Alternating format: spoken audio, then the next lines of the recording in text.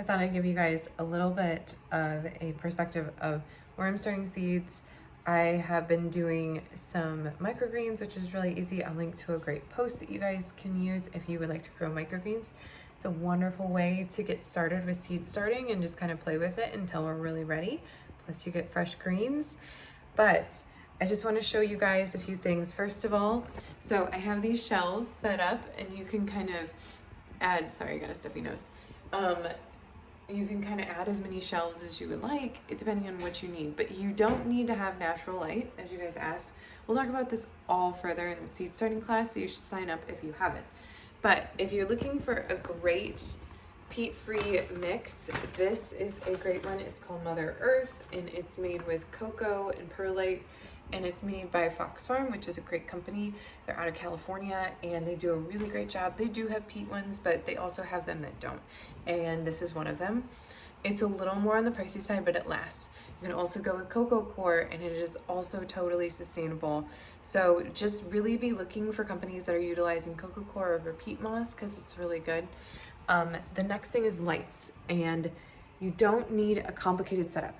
Yes, I have a fancy one down here that is pretty expensive, but that is actually one that my neighbor and I like switch back and forth. Sometimes he's growing things, sometimes I'm growing things.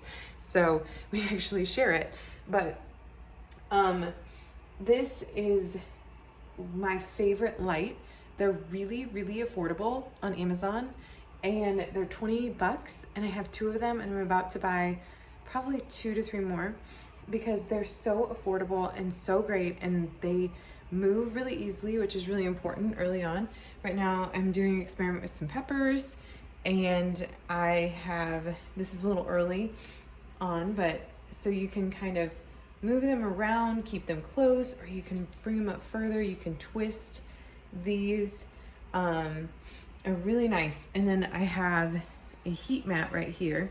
I can't find my watering can right now, so I've been using this, but this is a heat mat, and I'm just keeping it on till these are ready. And these are just some planters that are really nice, but they're just ones I've had forever, so they're nothing fancy. Typically, I'm utilizing leftover plastic trays and things like that that I've gotten from nurseries previously, and just utilizing them and putting them back to work. But that's pretty much it. It's that simple. It doesn't have to be more complicated. If it's in a cooler space, you can add a heater or a fan, which can be really helpful to kind of encourage that heat.